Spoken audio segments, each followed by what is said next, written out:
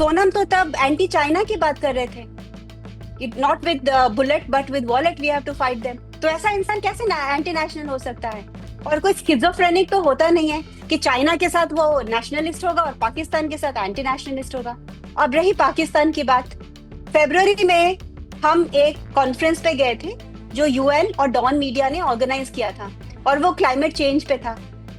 तो अगर India China के साथ क्रिकेट खेलता है तो क्या सारे इंडियंस एंटी नेशनल हैं? या सारे क्रिकेटर्स एंटी नेशनल हैं? या जो क्रिकेट की बॉडीज हैं वो एंटी नेशनल हैं? लेकिन सोनम जिस वैल्यू के लिए खड़े थे, जो कि लद्दाख में डेमोक्रेसी, इसमें इतनी आर्ग्यूमेंट हो क्यों रही है, मुझे तो ये नहीं समझ में आ रहा। सबसे पहले बीजेपी को ये आंसर देना चाहिए कि आप नंबर 1 जिस मैनिफेस्टो पे आप जीतते हो, आप वो क्यों नहीं करते हो?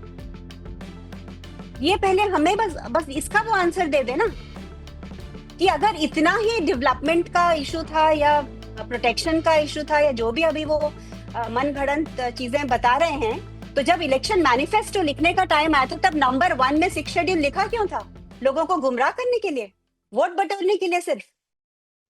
फर्स्ट ऑफ ऑल वो डीएसपी सर का हम जो कह रहे हैं कि हम ऐसे बैठे रहते, तो ये जो इंसिडेंस हुआ जहां पर उन्होंने बुलेट चलाए, ये उनका फेलियर है कि सेफ्टी नहीं मेंटेन कर सकना।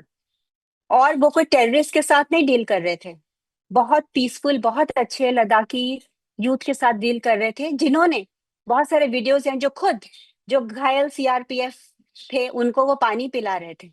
तो ये प्लीज मत कहिए कि हमने बुलेट चलाई क्योंकि हम सिचुएशन को कंट्रोल कर रहे थे। आपकी बुलेट चलाना आपकी फेलियर है, सबसे बड़ी फेलियर है डीएसपी और पूरे पुलिस डिपार्टमेंट की, जो इसको कंटेन पीसफुली नहीं कर सके। तो ये मेरा जवाब है उनको कि हमने गोलियां पीस के लिए की नहीं, ये बिल्कुल गलत है और हम सब इस बात को कंडेम करते हैं। और डीएसपी जो भी कह रहे हैं उनका तो ये एजेंडा है ना, उनको 6 शेड्यूल किसी हालत में देना नहीं है। उसको उनको किसी ना किसी चीज को, सिचुएशन को, क्या किसी ना किसी ह्यूमन बीइंग को, इंसान को, उनको एक स्केपगोट बनाना है, ये नहीं करने का। तो हम तो, डीएसपी की सारी बातें फॉल्स हैं, गलत हैं, और आप भी जानते होंगे। और हर वो मीडिया चैनल जो इसको गलत वे से पोर्ट्रे करता होगा, वो अगर रात को अपने जमीर को पूछेंगे तो सबको ये पता है कि इसमें किसका हाथ है और ये कौन करवा रहा है। और ये बिल्कुल ना लद्दाख के लोग, ना लद्दाख के यूथ, और ना लद्दाख के सोनम वांगचुक इसके पीछे हैं। क्योंकि मैं पिछले 10 सालों से लद्दाख में हूँ और कभी भी ना हमें कार को लॉक करने की वहां जरूरत पड़ती है, ना वहां घरों को लॉक करने की जरूरत पड़ती है। वहां पर बिल्कुल जीरो के बराबर क्राइम रेट है। कौन सी ऐसी स्टेट है, मुझे आप बताइए, जहां पर क्राइम जीरो हो? और ये इसलिए है क्योंकि यहाँ पर हर साल दलाई लामा जैसे लोग आते हैं जिनको बुद्धिस्ट, मुस्लिम सब इज्जत करते हैं, प्यार करते हैं, जो यहाँ पर कंपैशन की बात करते हैं, और सब ये अपनी लाइफस्टाइल में इसको यूज करते हैं, ये कंपैशन की फिलॉसफी को। स्मोक स्क्रीन क्रिएट करना, आज की दुनिया में इतनी पोलराइज दुनिया है जहां कोई ट्रूथ के लिए नहीं खड़ा है, कोई किसी ना किसी पार्टी या किसी ना किसी आइडियोलॉजी के पीछे भाग रहा है, तो वहां स्मोक स्क्रीन क्रिएट करना, बड़े बड़े वर्ड्स यूज करना बहुत आसान है। लेकिन अगर आप उसको ब्रेक डाउन करेंगे, तो मैंने पहले भी बहुत सारे मीडिया चैनल्स को डिटेल में मैं समझा चुकी हूँ, और हमारे पास सारे पेपर्स भी हैं। और मैंने, जो भी एमएचए के रिप्रेजेंटेटिव आना चाहते हैं प्राइम टाइम पे, सबके सामने, पूरे भारत के सामने, किसी भी न्यूज चैनल पे, तो हम आके कहने को तैयार हैं कि ये सब कैसे गलत है, allegations with facts and figures and evidence. तो आप एफसीआरए के बात कर रहे हैं, तो एफसीआरए फर्स्ट ऑफ ऑल हयाल का था ही नहीं, क्योंकि जब हमने अप्लाई किया तभी सोनम ने अपना अनशन शुरू किया था, और ये हमें एफसीआरए की धमकी दे रहे थे कि अगर आप ये करते रहेंगे तो हम आपको एफसीआरए नहीं करके देंगे। तो सोनम ने कहा हमें नहीं चाहिए एफसीआरए, क्योंकि हम self sufficiency, local self sufficiency पे चलते हैं। हम उन बहुत कम एनजीओज में से आते हैं जो सिर्फ फंडिंग पे डिपेंड नहीं करते, क्योंकि हम एक किसी इशू पे काम करते हैं और हम अपने फंड्स खुद जनरेट कर सकते हैं, और हम एफसीआरए के बिना, या या ना हो, हमें फर्क नहीं पड़ता। लेकिन सोनम जिस वैल्यू के लिए खड़े थे, जो कि लद्दाख में डेमोक्रेसी, इसमें इतनी आर्ग्यूमेंट हो क्यों रही है, मुझे तो ये नहीं समझ में आ रहा। सबसे पहले बीजेपी को ये आंसर देना चाहिए कि आप नंबर 1 जिस मैनिफेस्टो पे आप जीतते हो, आप वो क्यों नहीं करते हो। ये पहले हमें बस बस इसका वो आंसर दे देना कि अगर इतना ही डेवलपमेंट का इशू था या प्रोटेक्शन का इशू था या जो भी अभी वो मनगढ़ंत चीजें बता रहे हैं, तो जब इलेक्शन मैनिफेस्टो लिखने का टाइम आया था तब नंबर 1 में 6 शेड्यूल लिखा क्यों था? लोगों को गुमराह करने के लिए, वोट बटोरने के लिए सिर्फ। और उसके बाद अभी क्या हो रहा है? पहले तो वही आंसर दे देना कि जिसके इट्स लाइक आपने किसी को चेक दिया और वो बाउंस हो गया, आपको आंसर देना चाहिए ना कि क्यों आपका चेक बाउंस हुआ, कि जिसका जो बेनिफिशियरी था उसको आंसर देना चाहिए कि उसका चेक क्यों बाउंस हुआ। ये कहाँ का इंसाफ है, मुझे आप ये बताइए। बार बार हमें क्यों पूछा जा रहा है कि सोनम 6 शेड्यूल क्यों मांग रहे हैं? हम नहीं मांग रहे हैं, हम जस्ट गवर्नमेंट को याद दिला रहे हैं कि जो आपका नंबर 1 मैनिफेस्टो था जिस पर हमने आपको जिताया लद्दाख के लोगों ने, आपने वो ही नहीं किया 5 साल, और दूसरी इलेक्शन एमपी की भी आके चली गई और अभी हिल काउंसिल की भी इलेक्शन आ गई है। दोनों इलेक्शंस में आपने नंबर 1 नंबर 2 में आपके टॉप एजेंडास थे लोगों को कहने के लिए कि हम आपको 6 शेड्यूल देंगे। तो सोनम तो गवर्नमेंट भी हेल्प कर रहे हैं। पिछली बार भी वो गवर्नमेंट को ये समझा रहे थे कि अगर आप इस पे अमल नहीं करेंगे तो आप हार जाएंगे, और वो सही निकले। पिछली बार एमपी इलेक्शन में बीजेपी हार गया। अभी वो दोबारा ये कहने की कोशिश कर रहे हैं कि आप ये हिल काउंसिल इलेक्शन भी हारोगे, क्योंकि अगर आप लोगों के दिल की बात जो है वो चाहते हैं आप नहीं करोगे। तो उनको विलन क्यों बनाया जा रहा है इसके लिए? वो तो वेल विशर होने चाहिए। जो आदमी चाइना को बॉयकॉट कर रहा था, चाइना की जब यूटी गवर्नमेंट था लद्दाख में, जब चाइना के साथ हमारा वॉर चल रहा था, तब यूटी गवर्नमेंट ने चाइना के टैबलेट्स खरीदे थे। उनको आंसर देना चाहिए कि जब चाइना के साथ वॉर चल रहा है तो वो क्यों चाइनीज टैबलेट्स खरीद रहे थे।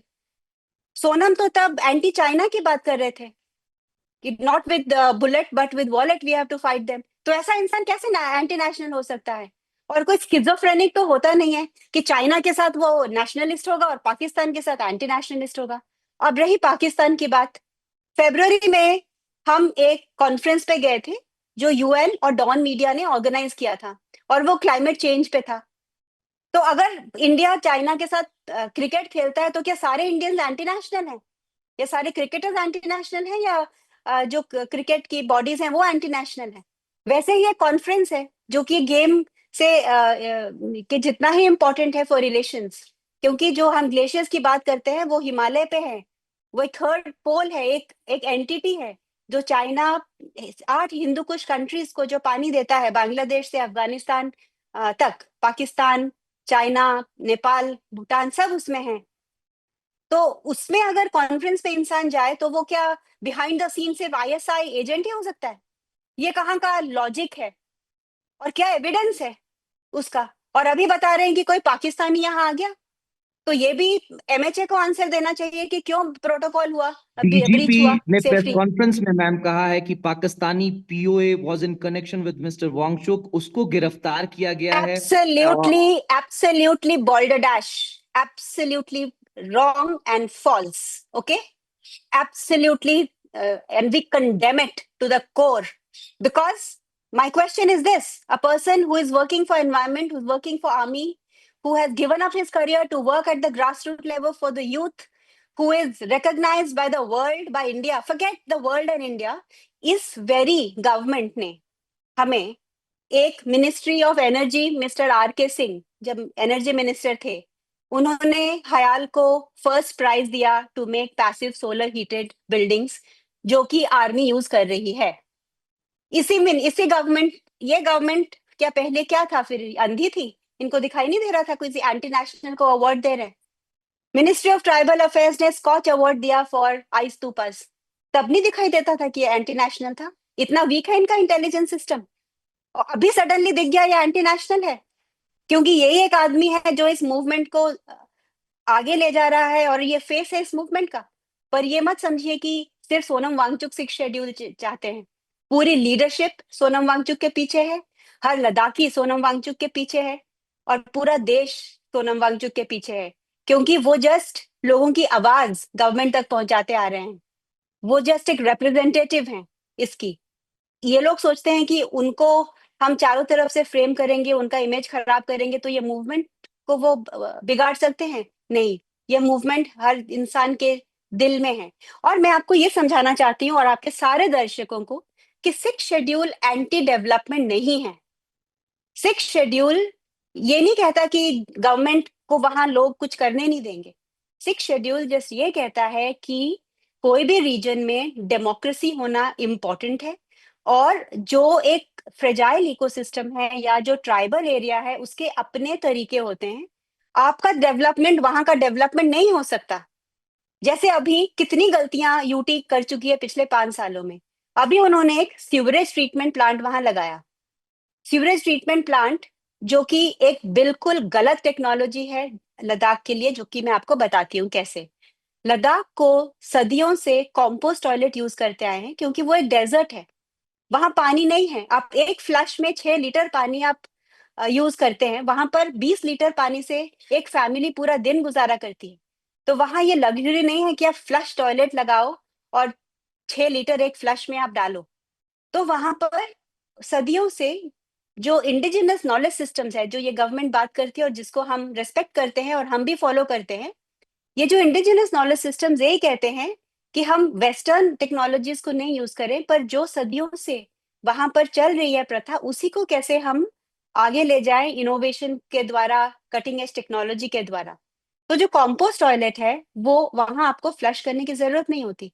वहां आप सॉइल करते हो वेस्ट को, और 1 साल के बाद वो मैन्योर में कन्वर्ट होता है, जिसको हम ह्यूमैन्योर कहते हैं। तो इससे बहुत प्रॉब्लम्स एक साथ सॉल्व होती है। ना आपको फ्लश करना पड़ता है पानी, क्योंकि डेजर्ट है, वहां पानी है ही नहीं, पीने के लिए नहीं है। सेकेंडली, वहां ग्रीनरी नहीं है जहां मल्चिंग हो और सॉइल बेटर हो। तो ये जो आप ह्यूमैन्योर है, इससे आप सॉइल को भी फर्टाइल करते हो, और आपको सीवरेज को उठा उठा के किलोमीटर दूर भी ले जाना नहीं पड़ता, और उसको बड़े बड़े करोड़ों रुपए ट्रीटमेंट प्लांट भी सेटअप नहीं करने की जरूरत है। इसको जो एसटीपी वहां सेटअप किया गया है वो इतना एक फेल्ड प्रोजेक्ट है। यूटी गवर्नमेंट का सारा उसका जो वेस्ट है वो विलेजेस में जा रहा है। तो सोनम वांगचुक का बस यही कहना है कि सिक्स शेड्यूल से और डेमोक्रेसी से, लेजिस्लेचर से, वहां के लोग खुद डिसाइड करेंगे कि वो किस टेक्नोलॉजी से आगे जाना चाहते हैं, क्या डेवलपमेंट करना चाहते हैं। आप उनकी आवाज सुनिए। आप बाहर से आके अपने आइडियाज मत थोपिए, और अपने आइडियाज ऑफ डेवलपमेंट मत थोपिए। बस यही है जो सिक्स शेड्यूल कह रही हो। इसमें गलत क्या है? एक डेमोक्रेसी आप कहते हो, मदर ऑफ डेमोक्रेसीज, और एक लद्दाख जैसे इतने सेंसिटिव एरिया में जो इकोलॉजिकली सेंसिटिव है, जियो पॉलिटिकली सेंसिटिव है, पाकिस्तान और लद्दाख दोनों तरफ वो टच करता है, सेफ्टी के हिसाब से इतना सेंसिटिव है। तो वहां पर आप लोगों को साथ लेके क्यों नहीं चलोगे? कौन एंटी डेवलपमेंट है? जिस सोनम से ज्यादा प्रोग्रेसिव कोई नहीं है। 35 साल पहले जब किसी को पता भी नहीं था कि फोटोवोल्टेक्स इंडिया में, तब सेक्मॉल जैसे दूर दराज के इलाके लद्दाख ऑफ ग्रिड कैंपस था जहां पर फोटोवोल्टेक्स थे। आज जो कनाडा और अमेरिका को पता नहीं है कि बिना फॉसिल फ्यूल के आप गर्म रख सकते हो अपने कमरे -20 में, वो टेक्नोलॉजी सोनम ने इनोवेट की है। तो वो किस एंगल से वो प्रोग्रेसिव या डेवलपमेंटल नहीं है, मुझे ये बताइए। पर बिना, मैं वहां 10 सालों से रह रही हूँ, और मुझे अभी थोड़ा थोड़ा समझ में आ रहा है कि लद्दाख का कल्चर क्या है, वहाँ की फिलॉसफी क्या है। वहां पर बहुत लोगों ने काम किया है लोगों के साथ मिलके, और यहाँ पर आप 2-2 सालों के लिए एक एक गवर्नर चेंज कर रहे हो, एक एक कमिश्नर चेंज कर रहे हो, जिनको कुछ पता है नहीं वहाँ ग्राउंड लेवल, और वो पॉलिसीज बना रहे हैं वहाँ, बहुत सारे डिसीजंस ले रहे हैं जो कि लॉन्ग टर्म लद्दाख के इंटरेस्ट में नहीं है। सोनम जैसे इंसान को के सारे इनोवेशंस गवर्नमेंट यूज तो कर रही है। चाहे वो एग्रीवोल्टिक का हमारा प्रोजेक्ट हो, जहां सोनम ने फोटोवोल्टिक्स के नीचे घास उगाने के लिए एक सक्सेसफुल प्रोटोटाइप बनाया है हयाल में, ताकि गवर्नमेंट उसको स्केल अप कर सके, ताकि चांगतांग में जब वो गाइगावॉट्स ऑफ पावर लगाए तो वहां पर डिस्प्लेसमेंट ना हो हर्डर्स का। इनफैक्ट हर्डर्स इसको वेलकम करें ताकि उनको नीचे से फॉडर मिलता है। तो ऐसे इनोवेशन सोनम करते हैं जो कि डेवलपमेंट को एक हार्ट देता है। नो, डेवलपमेंट को एक एम्पथेटिक डेवलपमेंट हमें चाहिए, माइंडलेस और कैपिटलिस्टिक और प्रॉफिटियरिंग वाली नहीं डेवलपमेंट चाहिए। हमने बुरा हाल करके ऑलरेडी रखा हुआ है, चाहे वो हिमाचल हो, चाहे वो उत्तराखंड हो, चाहे वो अभी नॉर्थ ईस्ट हो। एक जगह है जो सुंदर है, जो पूरा भारत वहां और वर्ल्ड वहां आता है, तो उसको हम एटलीस्ट ऐसे डेवलप करें कि development is not equal to destruction. Can there be a development? Sonam का बस यही क्वेश्चन है कि क्या एक ऐसा डेवलपमेंट पॉसिबल है जो कि विन विन हो। नहीं तो हर जगह हम्म। हमें development is equal to destruction ही दिखता है। तो इसीलिए 6 शेड्यूल का होना जरूरी है। नहीं तो हम ऐसे पॉलिसीज वहां बनाएंगे जिनमें लोगों का से नहीं होगा, लोगों का कोऑपरेशन नहीं होगा, और लोगों का जो पिछले हजारों सालों की विजडम है उसमें, वो उन पॉलिसीज में एम्बेड नहीं होंगी। अगर हम ट्रूली इंडियन नॉलेज सिस्टम्स को आगे ले जाना चाहते हैं